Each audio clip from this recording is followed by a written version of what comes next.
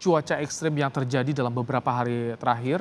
Kita sudah bersama dengan Kepala BMKG Dwi Korita Karnawati. Assalamualaikum, selamat petang Bu Dwi Korita.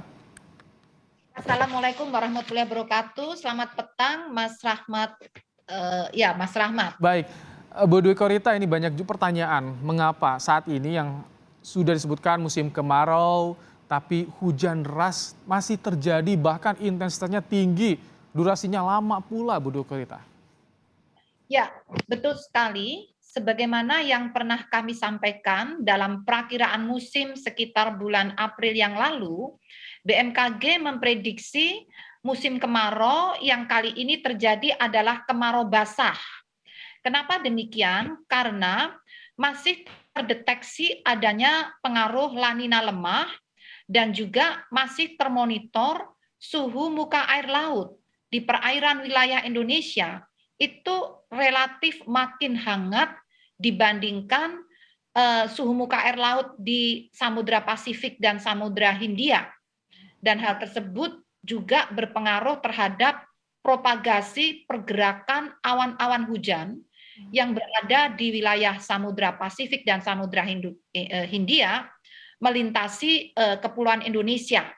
Selain itu juga terjadi penguatan akibat dari fenomena Madden-Julian Oscillation, yaitu fenomena yang rutin terjadi ya setiap siklus katakan 30 hingga 60 hari, yaitu berupa pergerakan awan-awan hujan dari arah Samudra Hindia menuju Indonesia bagian barat dan saat ini melintasi Indonesia bagian barat dan akan minggu depan ini akan bergerak ke Indonesia bagian tengah dan ke bagian timur akhirnya sampai ke Samudra Pasifik sehingga peningkatan curah hujan untuk minggu depan ini bergeser ke Jawa bagian tengah, Jawa Timur, kemudian juga ke arah Kalimantan, Sulawesi, Maluku hingga Papua. Jadi akan mengalami kurang lebih sama seperti yang sudah terjadi di wilayah Indonesia bagian barat. Baik. Kemudian juga ada pengaruh labilitas atmosfer akibat adanya gelombang Kelvin dan Rossby ya. Jadi ini merupakan interaksi berbagai fenomena global, kemudian fenomena regional dan fenomena di ekuator lokal. Bu Dwi Korita, jadi untuk wilayah Jabodetabek yang kemarin ekstrim sekali hujannya itu sudah selesai fasenya atau masih ada prediksi hujan ekstrim seperti kemarin akan terjadi di beberapa hari ke depan di Jabodetabek? Kecenderungannya melemah untuk wilayah barat atau Jawa Barat dan Indonesia bagian barat.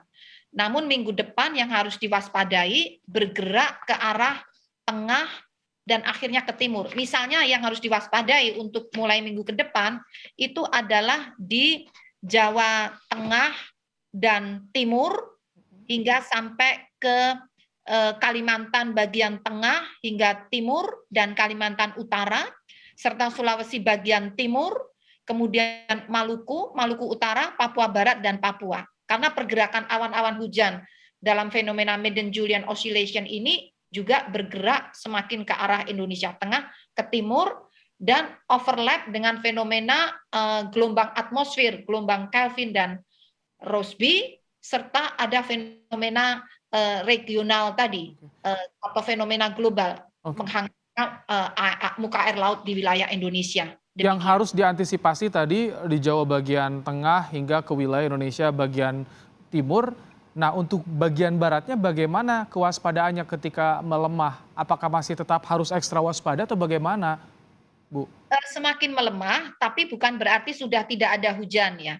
Maksudnya intensitas ekstrim semakin melemah dengan pergerakan MGO tadi, namun kan masih ada pengaruh dari hangatnya suhu muka air laut di perairan Indonesia, seluruh perairan Indonesia, baik barat, tengah, timur. Sehingga pembentukan awan-awan hujan masih tetap terjadi, namun tidak seintensif apabila overlap atau bertumpuk ya dengan fenomena MGO tadi. Karena MGO-nya ini juga bergerak bergeser ke arah tengah dan timur. Meskipun penguapan ini akibat hangatnya muka air laut ini masih terus terjadi. poinnya kami memprediksi bahkan hingga bulan September, Oktober itu masih akan, bahkan Oktober sudah mulai musim hujan ya. Sampai September, akhir musim kemarau pun masih akan terjadi hujan karena kami prediksi suhu muka air laut ini masih terus hangat di wilayah perairan Indonesia yang jarang langka atau yang jarang terjadi selama ini. Bisa jadi musim hujan sepanjang tahun artinya Bu. Kami juga tadi menampilkan bagaimana gelombang tinggi terjadi di wilayah selatan juga. Apakah dengan fenomena yang terjadi ini apa saja Bu imbauan bagi warga? Ya, kalau gelombang tinggi ini lebih dipengaruhi terutama kami memprediksi sampai tanggal 18 Juli di wilayah selatan Indonesia ini kan ada pasang purnama. Jadi masuknya air pasang ke darat. Jadi ada pengaruh purnama sekaligus juga diperkuat dengan pengaruh angin kanan dari arah Australia. Itu yang wilayah Indonesia bagian selatan ini perlu diwaspadai terutama sampai tanggal 18 atau sepekan ke depan. Demikian. Baik, harus ada antisipasi dari masyarakat juga, koordinasi dari pemerintah untuk meminimalisir bencana yang semakin memperparah bagi warga. Tentunya BMKG juga terus menginfokan bagaimana perakiraan cuaca ke depan. Terima kasih Kepala BMKG Dwi Korita Karnawati telah bergabung bersama kami dalam program Kompas Petang.